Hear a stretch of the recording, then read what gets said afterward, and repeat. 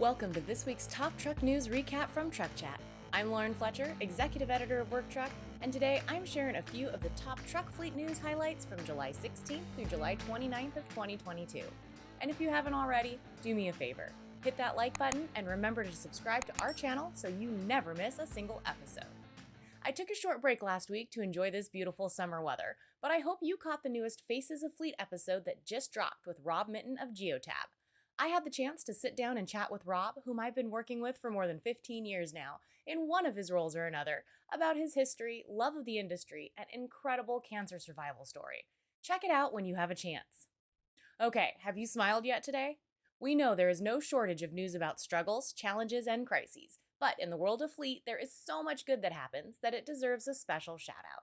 For July, we shared scholarship news from SoCal Gas, promotions at Sturtle Coney, recognitions for excellence from Navistar, ASE's 50th anniversary celebrations, Ford's new off-road truck, a special spotlight from truckstop.com on National Hire a Veteran Day, and more.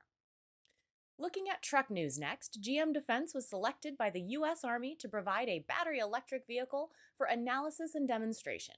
GM Defense will leverage the GMC Hummer EV featuring GM's Ultium platform to meet the U.S. Army's requirement for a light to heavy-duty battery electric vehicle to support reduced reliance on fossil fuels, both in the operational and garrison environments.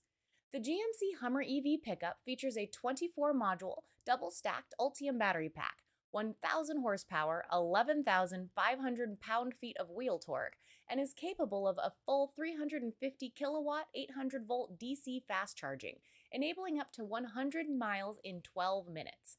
The GMC Hummer EV pickup offers 329 miles of combined driving range for Edition 1, with 0 to 60 mile-per-hour acceleration times as quick as 3 seconds.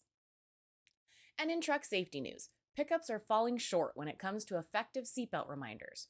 1 of 10 recently evaluated by the Insurance Institute for Highway Safety, only one, the Toyota Tundra Crew Cab, earned a good rating. Nearly one-third of pickup occupant deaths in 2020 occurred in rollover crashes, in which seatbelt use plays a key role because of the risk of ejection. IIHS launched a new rating program in March to encourage manufacturers to improve their seatbelt reminders. Federal standards specify that seatbelt reminders must include an audible signal that lasts for 4 to 8 seconds total and a visual alert that lasts at least 60 seconds when the driver's seatbelt is unbuckled at ignition. However, previous IIHS research has shown that more noticeable and persistent alerts could increase belt use among those who do not routinely buckle up by as much as 34%, preventing around 1,500 fatalities a year. Two small pickups, the Hyundai Santa Cruz and Nissan Frontier, satisfy the requirements for the front row, but only earn an acceptable rating because neither vehicle features a second row reminder. 5 of the 10 vehicles tested are rated poor: the Chevrolet Colorado, Chevrolet Silverado, Ford F-150, Ford Maverick, and Ford Ranger.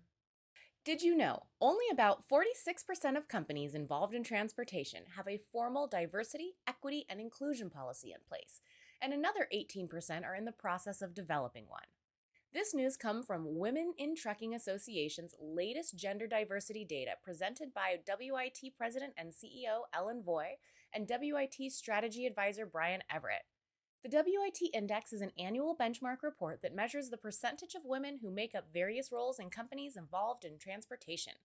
This was the first year the WIT Index, which was last published in 2019, asked respondents about their diversity, equity, and inclusion policies. For more information on percentages by leadership role and more, check out the full news release online. In additional research-related news, Work Truck Solutions released its second quarter ComTrend analysis of new and used commercial vehicles. A look at the data shows the average price of new commercial vehicles dropping slightly by just over 1% when compared to prices for the first quarter of 2022. But when comparing new work truck prices to year-over-year numbers from the same quarter in 2021, they were still up more than 9%. Stocking levels for new commercial vehicles were up by more than 2 units per dealer during the most recent quarter when compared to first quarter of 2022, suggesting that a little relief may be in sight for both dealers and business buyers alike. The median mileage for used vehicles sold was up again, although only slightly, in the second quarter of 2022. When comparing numbers to the same quarter last year, the jump was almost 30%, indicating interest in used work trucks and vans remains strong. Further indications of strong demand for commercial used vehicles were demonstrated by another jump in the average price, which went up by more than $2,000 from the prior quarter. When compared to the same quarter in 2021, the increase was much more significant, coming in at almost a 27% increase. And in heavier truck news, Bridgestone Americas and Pilot Company announced a collaboration on an advanced tire monitoring and service network for commercial fleets at select travel center locations. This collaboration leverages Bridgestone Fleet Care Mobility Solutions and Pilot Company's network of travel centers to provide more convenient fleet tire intelligence. The initial trial phase will begin this summer with a rollout of the tire monitoring technology at 200 Pilot and Flying J locations. In electric news, Lightning eMotors unveiled its second-generation Lightning mobile chargers for commercial and consumer electric vehicles. Designed to accommodate a number of use cases, the mobile DC fast charger offers rapid deployment of reliable charging capabilities in locations where static charging stations are not possible or that only have level 2 power available, without the constraints associated with installing static charging stations. And don't forget, Work Truck Exchange is back, live and in person, and fleet registrations are filling up. If you haven't registered yet because you haven't had the time, don't wait. If you don't know what it's all about, listen up. The networking event for light and medium-duty truck fleet decision makers will be held from September 28th through 30th at the Hilton Phoenix Resort in Phoenix, Arizona. Still curious if you should apply? Work Truck Exchange connects a select group of commercial fleet managers responsible for light and medium-duty truck and van fleets with industry suppliers at an all-inclusive VIP networking retreat put on by Work Truck, designed to accelerate the achievement of each participant's unique business goals. Plus, I'll be there. Applications for fleet managers and supplier hosts are now open at www.worktruckex.com. Apply today. Thanks for listening to this week's episode of Truck Chat.